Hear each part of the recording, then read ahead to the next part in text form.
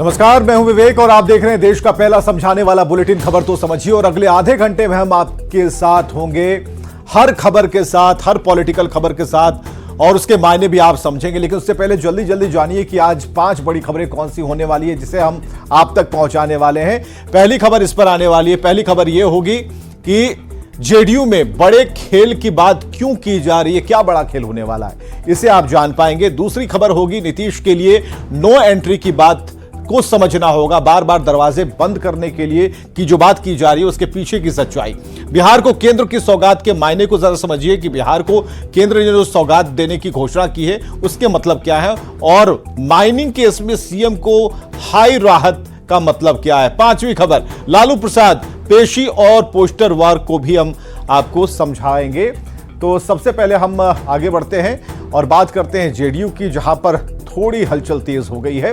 2024 लोकसभा चुनाव से पहले सबसे ज्यादा हलचल चर्चा इसी पार्टी में है, नीतीश कुमार की पार्टी जनता दल यूनाइटेड की। और जेडीयू में किसी भी वक्त कोई बड़ा फैसला हो सकता है। ललन सिंह के जेडीयू के राष्ट्रीय अध्यक्ष पद से इस्तीफा देने की अटकलों को और हवा मिल गई जब बुधवार को अचानक से नीतीश की आवाज पर पार्टी नेताओं की बैठक हुई। वैसे गुरुवार को पार्टी पदाधिकारियों की बैठक होगी। इसके अगले दिन यानी 29 दिसंबर को जेडीयू राष्ट्रीय कार्यकारिणी की बैठक दिल्ली में होनी है। और इससे पहले लगातार नीतीश अपने नेताओं से क्यों फीडबैक ले रहे हैं, इसी को लेकर कयासों के बाजार को टटोलती रिपोर्ट देखिए।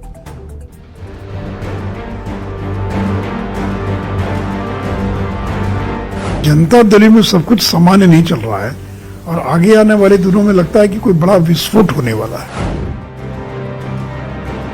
जेडीयू में क्या कुछ बड़ा होने वाला है, ये हम इसलिए कह रहे हैं क्योंकि 29 दिसंबर को राष्ट्रीय कार्यकारिणी की होने वाली बैठक से पहले पार्टी के नेताओं से नीतीश 1-to-1 मुलाकात करते दिखे। वैसे ये कोई पहली बार नहीं है, पर पार्टी के राष्ट्रीय अध्यक्ष पद से ललन सिंह के इस्तीफे की अटकलों के बीच बुधवार को जेडीयू में बढ़ी हलचल ने कयासों को और हवा दे दी। तभी ये सवाल सियासी हलके में सामने आ रही है कि क्या वाकई जेडीयू में कुछ होने वाला है।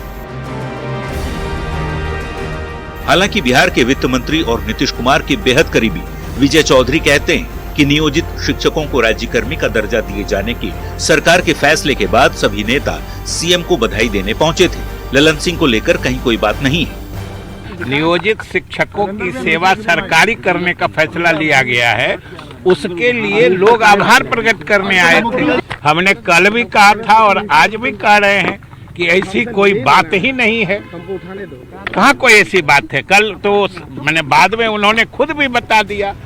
कयासबाजी के बीच पूर्व सांसद आनंद मोहन ने भी बुधवार को सीएम नीतीश कुमार से मुलाकात की। मीडिया से बातचीत में आनंद मोहन ने इसे औपचारिक भेंट बताते हुए खुद के जेडीयू में जाने की खबरों से इनकार किया।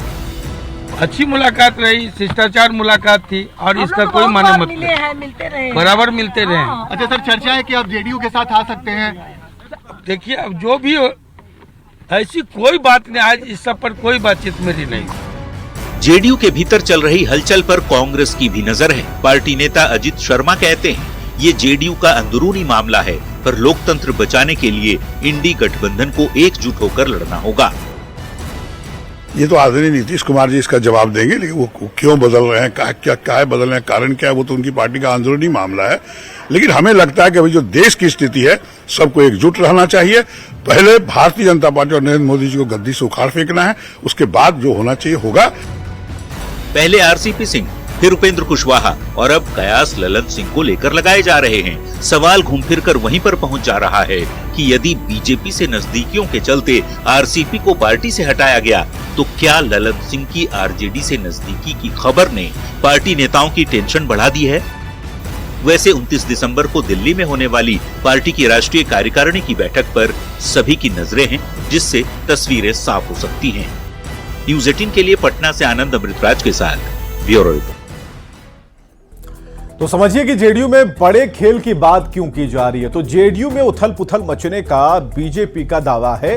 बीजेपी बराबर कर रही है, बीजेपी के नेता कह रहे हैं कि बहुत हलचल है भाई। और ललन सिंह के पार्टी अध्यक्ष पद छोड़ने की चर्चा तेज है।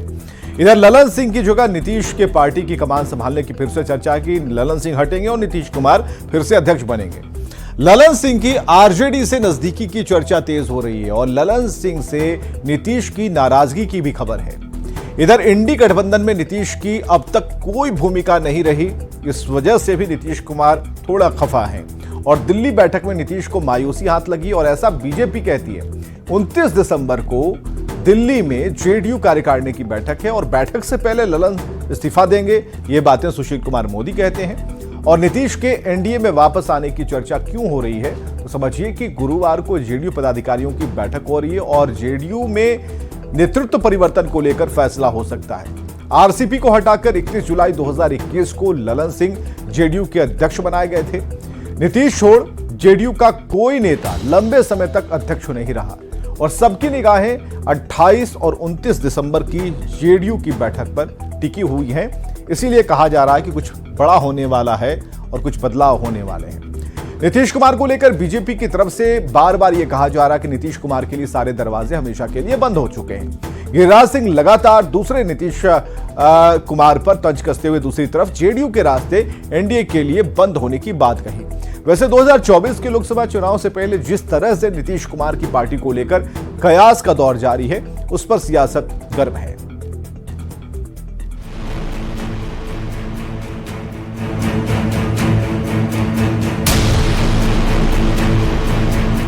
भारतीय जनता पार्टी के गांव के कार्यकर्ता से लेके देश के ऑफिस तक सारे दरवाजे बंद हैं। नीतीश कुमार को लेकर बिहार की राजनीति एक बार फिर गर्मा गई है। नीतीश कुमार की पार्टी में बड़ा होने के दावों के बीच आखिर बीजेपी की ओर से ये क्यों बार बार कहा जा रहा है कि नीतीश के लिए बीजेपी में सारे दरवाजे बंद हो चुके हैं? क्यों ऐसा गिरिराज सिंह कहते हैं, वो भी आए दिन। बुधवार को एक बार फिर से गिरिराज सिंह ने कहा, सीएम से पीएम बनने का सपना नीतीश जी का टूट गया। ऐसे में नीतीश बाबू न घर के रहे न घाट के, उनके लिए सारे दरवाजे बंद हो चुके हैं। भारतीय जनता पार्टी के गांव के कार्यकर्ता से लेके देश के ऑफिस तक सारे दरवाजे बंद हैं। ये स्वार्थों के आधार पे हुआ है। नीतीश कुमार को प्राइम मिनिस्टर बनने का लोभ था, वो खत्म हो गया। लालू यादव को बेटे को स्थापित करना है, यही दोनों का गठबंधन है। जहां दोनों में इधर उधर होता है तो एक दूसरे को झपकी लपकी मारने लगता है, इल्लू लुल्लू करने लगता है। मंगलवार को भी गिरिराज सिंह ने कुछ ऐसा ही बयान दिया था। गिरिराज ने कहा था कि नीतीश कुमार की एनडीए में वापसी संभव नहीं है। पूर्व पीएम अटल बिहारी वाजपेयी से लेकर आडवाणी तक ने नीतीश बाबू को इस मुकाम तक पहुंचाया, पर वे पलटते पलटते यहां तक पहुंच गए। पूरे व्यक्तित्व को ही जमीन में मिला दिया नीतीश कुमार। ऐसा मिलाया कि आज न घर के रहे न घाट के रहे। भारतीय जनता पार्टी में उनके लिए दरवाजा बंद है। वैसे इंडी अलायंस में खींचतान के बीच नीतीश कुमार की उम्मीदों को झटका लगने की बात बीजेपी के नेता कह रहे हैं, पर जेडीयू में तेजी से बढ़ते हलचल ने सियासी गलियारों में कयासबाजी का दौर जारी है। लगातार बीजेपी नेता गिरिराज सिंह ये कहकर प्रेशर पॉलिटिक्स बना रहे हैं कि नीतीश के लिए एनडीए में सभी दरवाजे बंद हो गए। तो वहीं केंद्रीय गृह मंत्री अमित शाह अपने हाल के बिहार के दौरे में नीतीश कुमार से ज्यादा लालू फैमिली के जंगल राज पर वार करते ही नजर आए। सियासत कब किस करवट बैठे ये तो कोई नहीं कह सकता, पर जेडीयू और नीतीश कुमार को लेकर कयासबाजी का दौर जरूर जारी है। न्यूज़ 18 के लिए बेगूसराय से संतोष के साथ ब्यूरो रिपोर्ट। तो नीतीश के लिए नो एंट्री की बात को जरा समझिएगा। बीजेपी लगातार नीतीश के लिए दरवाजे बंद होने की बात कहती है और नीतीश जब से एनडीए छोड़कर आरजेडी से मिले हैं तब से खटास बढ़ गई। बीजेपी 2020 के चुनाव में जनादेश का अपमान बता रही है और बीजेपी के जो बड़े नेता हैं नीतीश को खूब जम कर खरी खोटी सुना रहे हैं। जेडीयू में कलह की बात की जा रही है। बीजेपी दावा करती है कि नीतीश की पार्टी टूट जाएगी। नीतीश न घर के रहेंगे न घाट के, ऐसा गिरिराज सिंह कहते हैं और एनडीए के नेताओं के दावे को जेडीयू खारिज करता रहता है। लोकसभा चुनाव से पहले नीतीश को लेकर सियासत गर्म हो चली है। आगे बढ़ते हैं। केंद्र की मोदी सरकार ने बिहार को एक और सौगात दी। दीघा से सोनपुर के बीच गंगा नदी पर 6 लेन का केबल ब्रिज बनाने को हरी झंडी दे दी गई है और केंद्रीय कैबिनेट की बैठक में यह फैसला लिया गया और 6 लेन केबल ब्रिज की लंबाई 4.5 किलोमीटर होगी, जिसे 3.5 साल में पूरा किया जाना है और इस पुल पर 3064 करोड़ की लागत आएगी और इस पुल के बनने से उत्तर बिहार और दक्षिण बिहार के बीच आना जाना आसान हो जाएगा और यह पुल बुद्धा सर्किट का हिस्सा होगी। इससे वैशाली, छपरा, मोतिहारी और बेतिया को फायदा होगा और इस पुल की ऊंचाई इतनी होगी कि इसके नीचे से कोई भी बड़ा जहाज आसानी से गुजर जाएगा और माना जा रहा है कि यह पुल बिहार के विकास का एक बड़ा सेतु साबित होगा, जिससे बड़े पैमाने पर रोजगार के अवसर खुलेंगे। तो मैं बिहार के इस पुल की एक बार फिर आपको थोड़ा विस्तार में बताना चाहता हूं। ये 4.5 किलोमीटर लंबा 6 लेन केबल ब्रिज बनेगा, जिसके ऊपर 3064 करोड़ रुपए खर्च होंगे। ये दीघा से सोनपुर गंगा नदी के ऊपर बनेगा। इससे नॉर्थ बिहार और साउथ बिहार को जोड़े का अवसर मिलेगा और इस पुल के निर्माण से जहां एक और कनेक्टिविटी आम जनमानस के लिए तो अच्छी होगी ही, गुड्स ट्रांसपोर्टेशन इसके लिए इसमें एक और से काफी सुगम हो जाएगा हमारा ट्रांसपोर्टेशन भी और गुड्स। प्रोजेक्ट बुद्ध सर्किट जो है उसके साथ भी उसका हिस्सा है। ये वैशाली, केसरिया, अरेराज के लिए उन क्षेत्रों को भी इसका फर्क पड़ेगा। तो वहीं छपरा, मोतिहारी और बेतिया जिलों को भी इसका लाभ मिलने वाला है। ये प्रमुख धार्मिक स्थलों को भी कनेक्टिविटी करेगा। ये दो ही निर्णय मुझे यहां पे बताने थे। ईपीसी मोड पर यह बनाया जाएगा। तो बिहार को केंद्र की सौगात के मतलब को समझिए। लोकसभा चुनाव से पहले बिहार को बड़ी सौगात दी जा रही है और दीघा सोनपुर के बीच गंगा नदी पर 6 लेन का पुल बनाने की बात कही गई। केबल ब्रिज बनाने को हरी झंडी दी गई है और केबल ब्रिज पर 64,000 करोड़ की लागत आएगी और बिहार को सौगात देकर केंद्र सरकार एक बड़ा संदेश देना चाह रही है। पीएम मोदी लगातार सबके विकास की बात करते हैं और चुनाव से पहले बिहार को सौगात देकर यह संदेश देना चाहते हैं कि चुनावी रैलियों में पीएम अपनी बात लोगों तक किस तरह से पहुंचाने वाले हैं। बिहार में नीतीश की राह अलग होने के बाद बीजेपी का बड़ा फैसला और विकास मॉडल की बात बराबर पीएम करते हैं, तो इस वजह से कैबिनेट ने इसे पास किया है कि इलेक्शन के पहले कुछ ऐसा किया जाए जिसका फायदा भी इलेक्शन में मिले, चुनाव में मिले। झारखंड हाईकोर्ट ने माइनिंग लीज मामले में सुनील महतो की ओर से दायर जनहित याचिका खारिज कर दी है। इससे मुख्यमंत्री हेमंत सोरेन को बड़ी राहत मिली।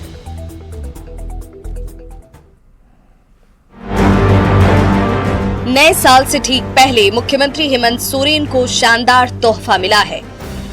झारखंड हाईकोर्ट ने सीएम एंड फैमिली के खिलाफ माइनिंग लीज आवंटन मामले में दायर सुनील महतो की जनहित याचिका को खारिज कर दिया। इससे मुख्यमंत्री को एक बड़ी राहत मिली है। बीजेपी ने कहा कि कोर्ट का फैसला जो भी हो, सच्चाई पूरी दुनिया जानती है।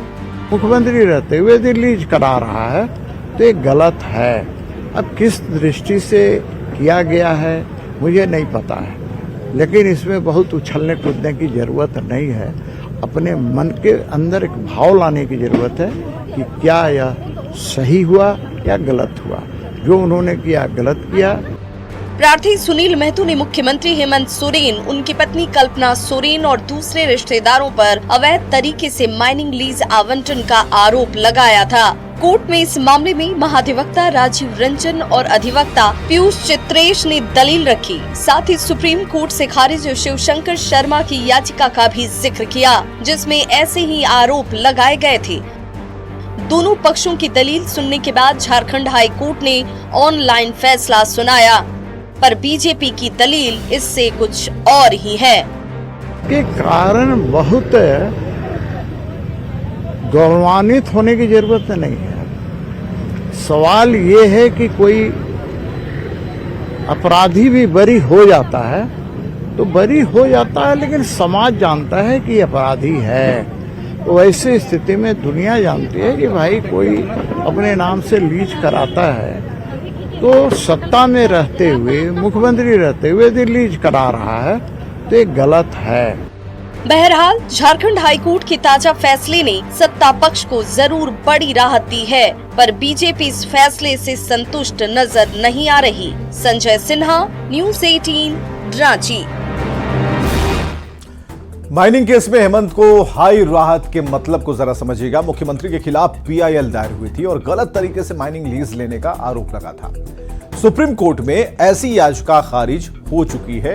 अब हाई कोर्ट से भी सीएम को राहत मिली है। तो झारखंड हाई कोर्ट ने पीआईएल को खारिज कर दिया और सीएम और उनके रिश्तेदारों के नाम लीज का आरोप लगा हुआ था और माइनिंग केस को लेकर इसी पर सियासत गर्म थी। फैसले के बाद बीजेपी की प्रतिक्रिया आई। फैसला जो हो सच सबको पता है, ऐसा कहना बीजेपी का है।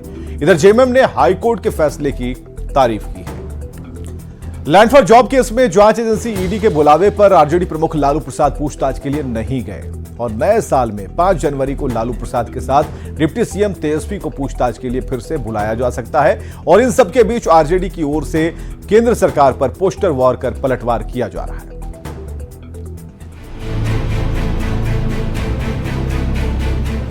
आरजेडी अध्यक्ष लालू प्रसाद बुधवार को ईडी के सामने पेश नहीं हुए।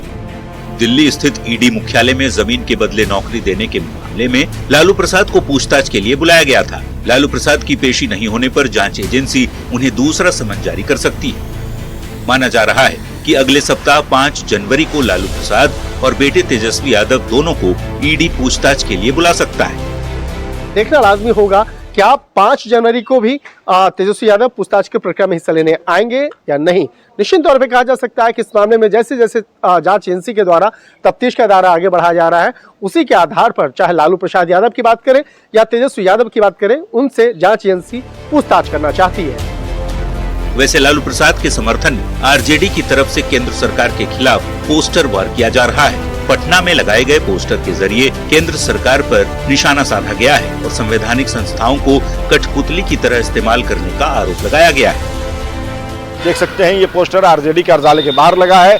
इस पोस्टर के जरिए जो है आरजेडी ने केंद्र सरकार पर जो संवैधानिक संस्थाएं हैं उसे कठपुतली के तरह इस्तेमाल करने का आरोप लगाया है और इस पोस्टर में तेजस्वी यादव है, लालू प्रसाद यादव है और यहाँ पे नीचे देख सकते हैं कि सरकार जो है वो किस तरह से लोकसभा, राज्यसभा, चुनाव आयोग, ईडी जो संवैधानिक संस्थाएं हैं उसका गलत इस्तेमाल करती है, ये आरोप लगाया जा रहा है। बता दें कि लालू प्रसाद और उनकी फैमिली रेलवे में नौकरी के बदले जमीन लिए जाने के केस में लगातार जांच एजेंसियों के रडार पर है। समर्थक भले केंद्र सरकार पर लालू फैमिली को परेशान करने का आरोप लगा रहे हों, पर ये पूरा मामला भ्रष्टाचार के केस से जुड़ा है, वो भी करोड़ों की जमीन जायदाद से जुड़ा हुआ। ऐसे में करप्शन के आरोपों की जांच में पूछताछ को लेकर सियासत कहीं से भी उचित नहीं है। न्यूज़ 18 के लिए दिल्ली से शंकर आनंद और पटना से अमित कुमार की रिपोर्ट। और आइए देखते हैं इस वक्त की हेडलाइंस।